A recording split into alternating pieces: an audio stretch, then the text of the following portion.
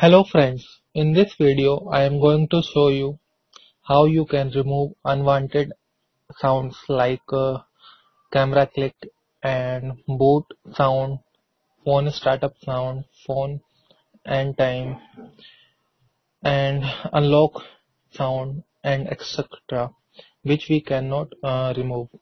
So for that you need a rooted browser. So for that you need a rooted phone and a root browser, any root browser. In my case I am using this root browser which is freely available in the Play Store, and I will navigate to this directory, system media audio UI, and for support you can go to these links and you can give some comment or get some tricks from my websites and YouTube channel. Okay, let's move to root browser and okay, no, go to system, that is system, and then media, and then here you can see I have boot audio mp3 and shut audio mp3. Well, it totally depends on your mobile model, that sometimes it gives a name of startup audio and etc. and OGG format, so you can simply tap over it and play it.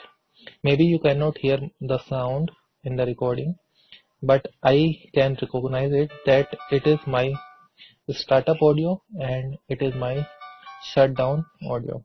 So I will simply rename it, right click and rename it to else. I like to add .bak, and in shutdown I will rename it to .bak. Now I have created a backup in that.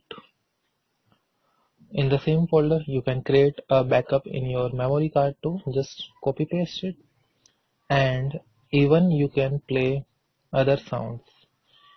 From here you can change your boot animation, but it is not so easy for newcomers. And if you go in audio, you can go into the notifications and remove unwanted audios. In UI you will get a camera click option, sound, camera click sound, and these all are the UI sounds that you uh, can hear while performing or using the mobile. So like lock, so you can remove or rename any unwanted sound. Just like I really don't like that camera click sound,